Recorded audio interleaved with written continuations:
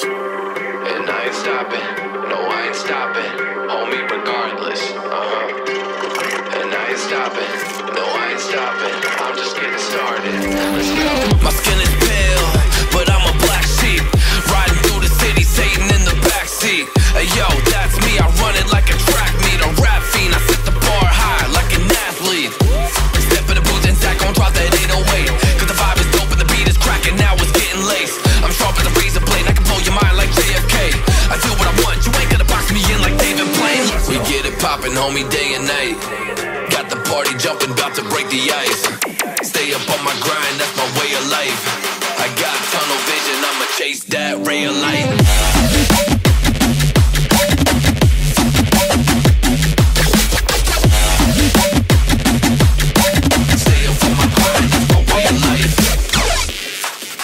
Suzuki Smash 2023 model Jackal Green. So dito muna tayo guys mag-umpisa sa kanyang technical specification. Of course, this motorcycle is powered by 112.8cc, 4-stroke single overhead cam, single cylinder at 2 valve. Ito ay merong compression ratio na 9.5:1 at may lakas na 6.4 kilowatts at 8,000 RPM and max torque of 9.0 Nm at 4,000 RPM. Pagdating naman sa kanyang transmission type, meron siyang auto clutch 4-speed transmission at siya ay merong bigat lamang na 99 kilograms, kaya naman kahit lady rider ay kayang-kaya itong i-maneuver. Pagdating naman sa kanyang ground clearance, meron siyang ground clearance sa 130 mm.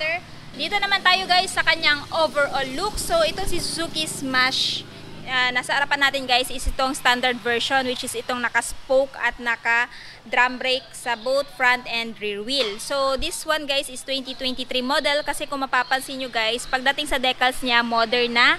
Ayan, yung mga stripe na yan. So nag-complement talaga yung color ng kanyang body fairings sa kanyang decals kasi nga nag-match, no? Kumbaga nag-match yung kanyang color palette. So yung headlight niya is bulb type pa rin, turn signal ganun pa rin, bulb type. Tapos pagdating sa paint job, napakaganda ng pagkakapaint nitong kanyang Jackal Green guys, talagang takaw tingin sa daan. Tapos combination ng yellow, green at black decals, ayan, talagang nagpapa-pop out talaga dito sa kanyang looks, ano. Then pagdating naman dito sa kanyang front fender, ganda din ng pagkakapaint, no?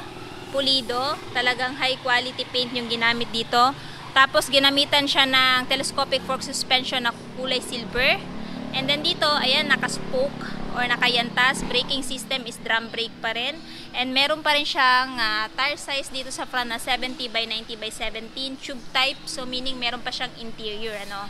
So this one guys is napakaganda pang araw-araw, no, kasi itong motor na to ay napaka fuel efficient.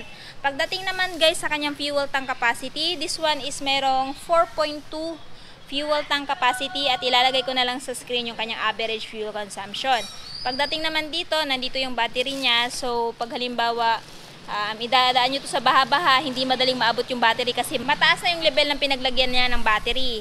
And then meron din siyang maliit na compartment dito guys na kung saan pwede mo paglagyan ng mga personal belongings mo, like ito, jacket. May free jacket guys pag binili nyo tong motor na to. Ayan, tapos yung manual niya, ayan, so pwede mong mailagay yan dito.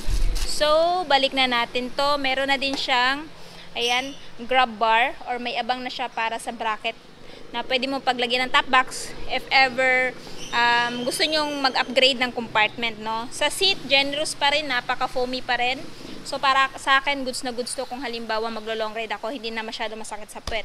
Pagdating naman dito, sa handlebar, ganun pa rin yung design, wala pa rin pinagbago. Sa lever, silver pa rin. Ayan, so nandito yung electric start. At syempre, maganda pa rin na hindi tinanggal yung kickstart. Para pag halimbawa mag-discarga yung baterya mo, meron ka pang pag-asang mapaandar to kung ayaw nang gumana itong electric start. Left side, nandito yung high beam, low beam, turn signal switch, horn, at saka yung choke pag ayaw nang umandar dahil nalamigan yung motor mo. No, kung nag-rides kayo sa malalamig na lugar, may tendency kasi na malamigan yung motor at hindi mag-start, no? This one guys is carb type pa rin, hindi pa rin siya FI. Sa dashboard, ginamitan pa rin siya ng analog dashboard na nandito yung information ng speedometer, odometer. Ayan, may pangalan ni Suzuki. Turn signal indicator, gear indicator, ayan, for speed. And yung kanyang fuel gauge. Nandito yung high beam, low beam, ayan, indicator. Pagdating dito, disusi pa rin. Ayan, may abang pa rin siya guys para mapaglagyan ng bag ninyo. Ayan. Tapos dito, nandito yung kanyang brake pedal, apakan ng driver, yung kickstart, of course, yung kanyang engine. Kung magpapa-change oil kayo guys, 800 ml. Kaso nga lang wala siyang oil window dito para makita nyo kung okay pa ba yung oil niya or hindi na. So, yung gawin nyo na lang, tandaan nyo palagi kung ilang kilometro kayo bago magpapa-change oil uli. Palagi nyong i-ask sa mekaniko nyo or i-check nyo sa manual kung every ilang kilometers ba kayo magpapa-change oil ulit. Ayan. Tapos dito, pansin ko lang din guys, pagdating sa kanyang color at saka dito sa kanyang decals, napakaganda po ng combination. Talagang takaw tingin sa daan. And for me, napakagandang upgrade nito. Kahit ganito lang yung upgrade ni Suzuki, goods na goods pa rin para sa akin. Pero comment kayo sa baba guys kung ano pa yung gusto nyong ma-upgrade dito sa Suzuki Smash. Baka naman, marinig tayo ni Suzuki, gawin niya yung nire-request ninyo. Ayan. So next, dito naman tayo, nandito yung foot peg ng angkas, naka-rubberized, yung kanyang tambucho, yung kanyang heat guard guys, naka-chrome na. Ayan, safe na safe yung legs nyo dito na hindi mapaso. Suspension na ginamit sa likod guys is dual shock absorber siya. Tapos braking system is drum brake, swing arm, silver pa rin yung kulay. And rear tire size dito sa likod is 80 by 90 by 17 tube type, and of course, ayan, naka-spoke pa rin. Pagdating naman dito, sa tail, nandito pa rin yung kanyang sharp tail light guys. So, bulb type, both brake and turn signal light, wala pa rin pinagbago. Pero kahit ganun pa man, napakalakas pa rin ang buga nito pagka gabi, kahit na umaga. Ayan. Tapos, may plate siya dito guys, plate holder. Dito nyo ilalagay yung plate nyo pag magpapalagay na kayo ng plate. Ayan. Tapos, syempre, yung ilaw ng plaka niya guys is yung brake light. So, yun yung magsisilbi ng ilaw ng plaka niya. Pagdating dito, chain cover, plastic.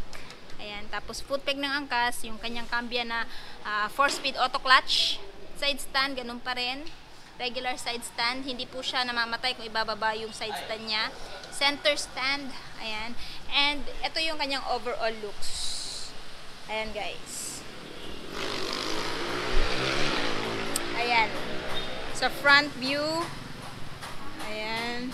And yung sa side mirror niya guys, same pa rin kagaya ng dati, wala pa rin pinagbago. Para sa akin, mas maganda yung stock para talaga masasabi mong quality materials yung ginamit. No? Hindi madaling nalilipad ng hangin.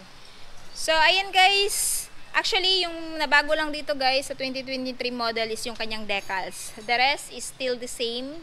Yung kanyang specs, features, ganun pa rin. Yung looks, ganun pa rin. So, ngayon, i-check natin yung kanyang updated price ngayong 2023.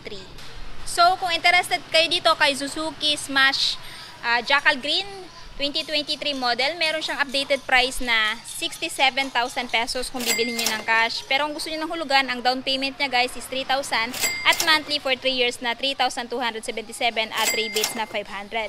Itong motor na to guys ay available lamang dito sa Motor Trade Santo Tomas. So anyway guys, ilalagay ko na lamang yung full address, maging yung phone number nila sa screen or sa description box para po makapag-inquire kayo regarding sa motor na to.